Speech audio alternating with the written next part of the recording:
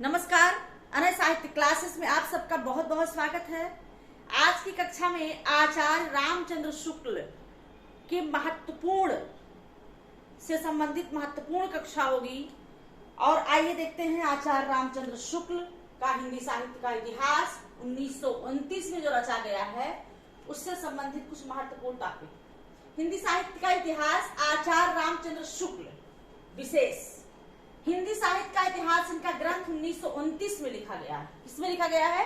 1929 में आचार्य रामचंद्र शुक्ल का हिंदी साहित्य का इतिहास लिखा गया और ये बहुत ही महत्वपूर्ण एथेंटिक किताब मानी जाती है और ये समझिए साहित्य इतिहास का की नींव है।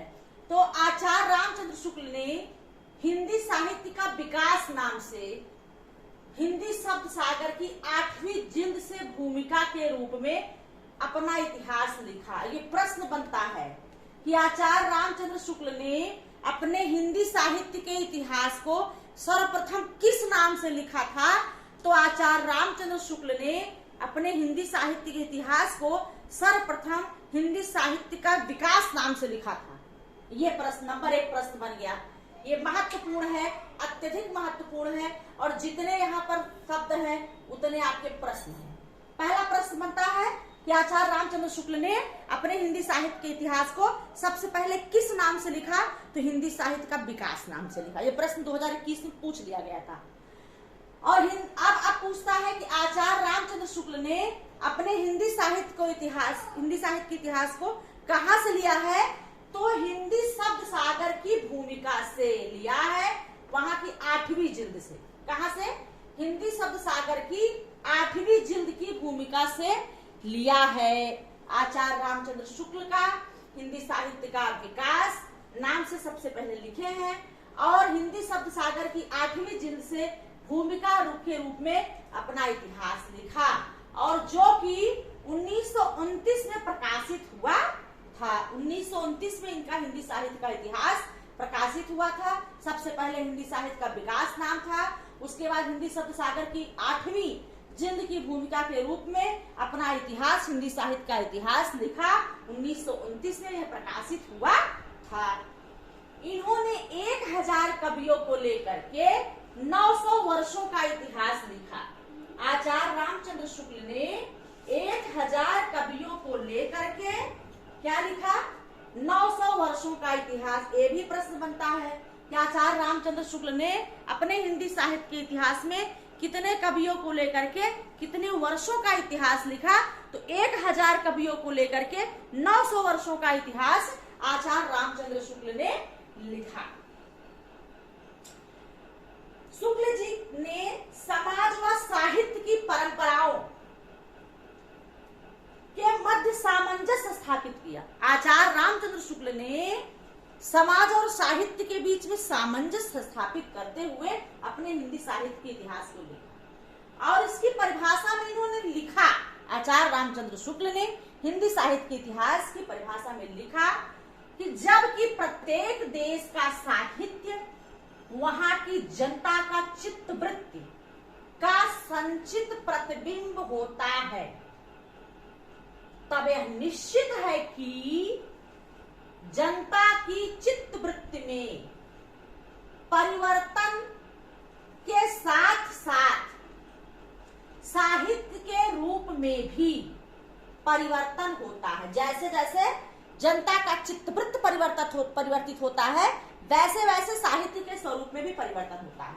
रामचंद्र शुक्ल ने कहा आदि से अंत तक इन्हीं चित्तवृत्तियों की परंपरा को परखते हुए साहित्य परंपरा के साथ उनका सामंजस्य बिठाना ही साहित्य का इतिहास कहलाता है।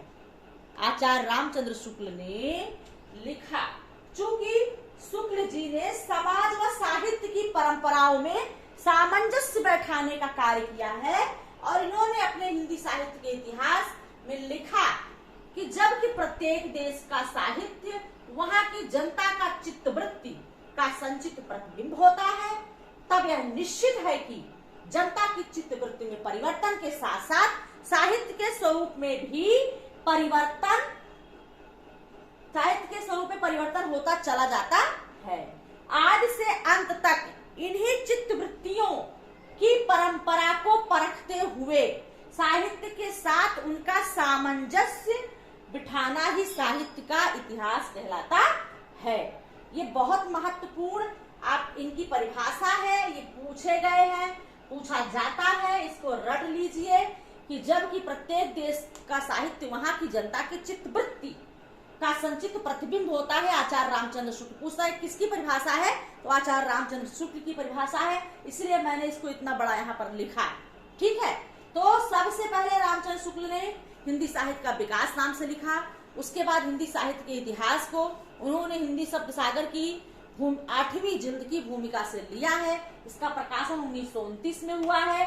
1000 कवियों को लेकर के 900 वर्षों का इतिहास लिखा और आचार्य रामचंद्र शुक्ल ने समाज व साहित्य की परंपराओं के मध्य सामंजस्य बैठाया है और समाज और साहित्य के मध्य सामंजस्य बैठाने वाला ये इनका हिंदी साहित्य का इतिहास एक महत्वपूर्ण ग्रंथ है।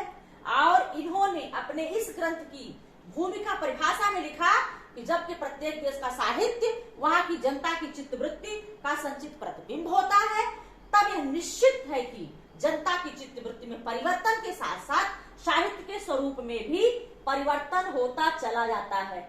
आदि से अंत तक इन्हीं चित्तवृत्तियों की परंपरा को परखते हुए साहित्य परंपरा के साथ उनका सामंजस्य बिठाना ही साहित्य का इतिहास कहलाता है। शुक्ल जी ने संपूर्ण साहित्य को 4 भागों में विभाजित किया है। आचार्य रामचंद्र शुक्ल ने संपूर्ण साहित्य को 4 भागों में विभाजित किया है और नामकरणवाद काल विभाजन के लिए प्रभूत मात्रा में और प्रभूत प्रकार की रचनाओं की चर्चा की है, रचनाओं को आधार बनाया, प्रभूत प्रकार की रचनाओं को आधार बनाया है। इनका हिंदी साहित्य का इतिहास एक महत्वपूर्ण ग्रंथ है जो कि हमारी साहित्य से संबंधित महत्वपूर्ण जानकारी के लिए उसे पढ़ना हमारे लिए बहुत महत्वपूर्ण है। और एक विस्तृत चूंकि आयोग भी इनके साहित्य के इतिहास को ही अत्यधिक महत्वपूर्ण माना जाता है, इनसे संबंधित प्रश्न बहुत बनते हैं, तो इस ग्रंथ को आपको एक बार बहुत अच्छे से पढ़ना है। क्योंकि लोग कहते हैं इनकी भाषा क्लिष्ट है, समझ में नहीं आती है, तो 1 बार 2 बार 3 बार 4 बार पढ़ेंगे तो आपको एकदम से बहुत ही आसान लगने लगेगी। और इस हिंदी साहित्य के इतिहास को एक बार पढ़ लेंगे तो आपकी तमाम प्रकार के भ्रम जो है वो दूर हो जाएंगे और जानकारी आपको ठोस हो जाएगी। तो ये आपके रामचंद्र शुक्ल महत्वपूर्ण टॉपिक आज रहा है। अगली कक्षा में फिर आपसे मिलते हैं, तब तक के लिए धन्यवाद। आप लोगों से निवेदन है कि हमारे चैनल को लाइक करें, शेयर करें, सब्सक्राइब करें, लोगों को जोड़े हमसे और अपनी भी पढ़ाई लगातार नियमित रूप से व्यवस्थित रूप से आगे बढ़ाते रहें। धन्यवाद।